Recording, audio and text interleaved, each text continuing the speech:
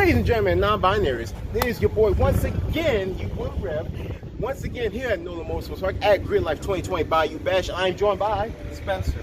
Spencer and his lovely, so far to me, one of my personal favorites. This lovely,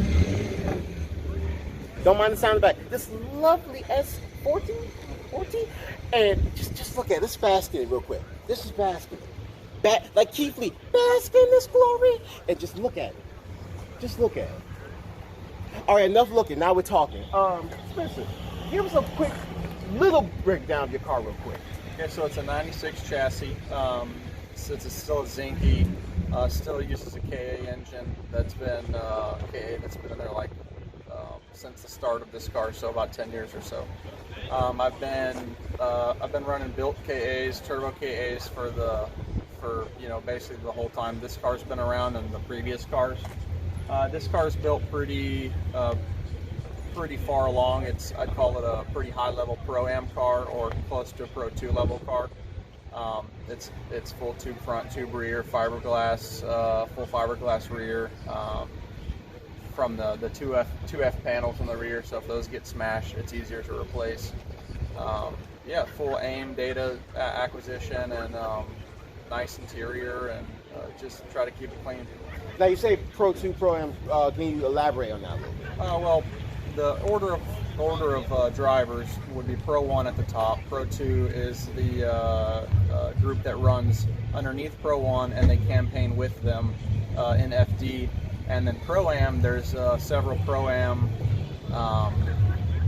sanctioning bodies in the U.S. and this car runs in Lone Star Drift. Has been on and off for the past 10 years or so. All right. Now, for those who don't know, Formula Drift is the biggest North American drifting organization pretty much in the world. They run at least 8 events a year. We got a lovely M3 pulling behind me. If you listen, it's quite nice. You said this is a Pro 2 car. There's a lot difference between Pro 2 and Pro 1. Right. I'd say it's a high-level Pro-Am car, very close to Pro 2 level car. All right. Now, one question comes to mind when it comes to drifting. Drifting, it's been around for a long time.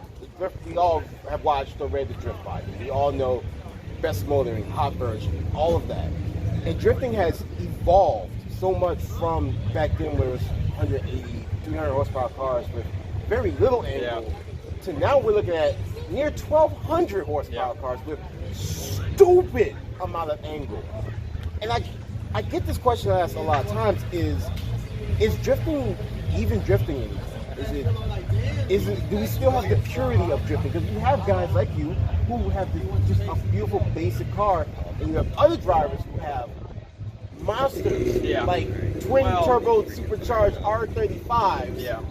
So, well, I'd say first off, this one's not super simple. It really looks like it on the outside, but it's pretty well built. I think that's the American way, is overdoing things and overbuilding, and I think we lose a lot of seat time over that if we took more of the Japanese approach, which was just kind of drive what you had. But yeah, I think it's still drifting. I think it's the natural progression. The sport doesn't have much regulation or rule on it, so everything is pretty well open. I think it's going to get to a point where budgets and engineering are getting so ridiculous that they will start having more regulation and more rules. Paying attention to that. But now he's right, the cars are crazy, 1,200 horsepower. Basically all they have is a tire width rule, but they don't really limit anything other than that. Maximum horsepower, really open chassis modifications, pretty much. We're looking at basically what was in the rally equivalent a Group B era of drifting. Yeah. Of almost no rules, but some rules. If you just got to look in this little book, there's some rules. Let's show off the car a little bit. Okay. Let's get you.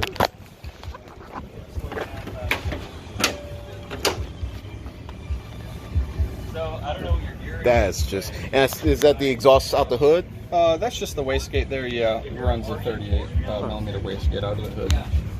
So how much power are you putting onto the wheel? It runs on E85 and makes 570 at 28 pounds. That's the normal boost? Yeah, that's the normal boost level that we run it at. We don't really run it at a low boost, mid boost. It's all It's always running this 28 pounds E85, like around the 570, and it makes a little bit more torque. I don't remember, 580 or something like that. Right. So this is probably what makes this car unique.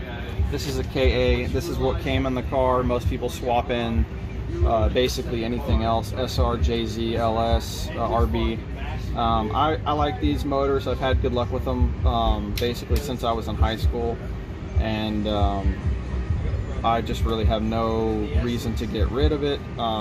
This is kind of the result of just continuing development on this engine, and it does everything I need it to do. It's not as heavy as a JZ, and yeah, it's a cam on bucket design, so it's, you know, has a little bit of benefits over an SR in that regard, and it makes more power per boost pressure and a lot more torque than any other four-cylinder, so SR included.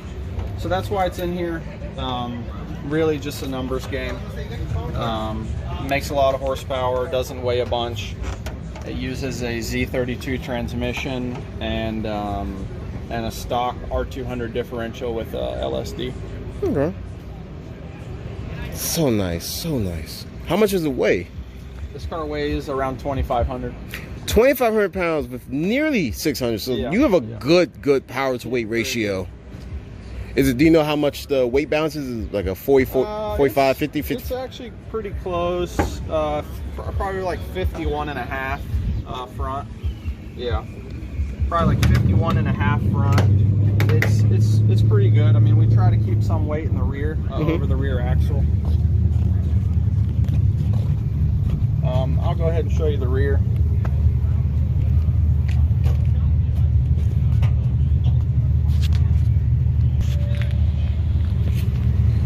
So this car usually runs a chassis mount wing, so the quarter panels are notched for this. But this is basically what it looks like in here. Just simple, Just one battery. skeleton structure, tiny little battery. This is where my cool shirt device goes. Oh, so like you have the race suit with the Yeah. coolant inside, Yes, so it keeps sir. it cool. Yeah, for sure. Cause these get hot. Yeah. So yeah, chassis mount wing location, and then it just has a firewall for the rear just to keep a bunch of debris out. But this whole section here, if you look here, this is a clamshell together. So these rear halves of the car are split in two, and this goes all the way to the door. So basically, if you smash this whole rear end, you can actually get this whole panel, pull it off and replace it, and then just attach it back here, which is Time saver. yeah. Well, and on drift cars, you know, they take some beating.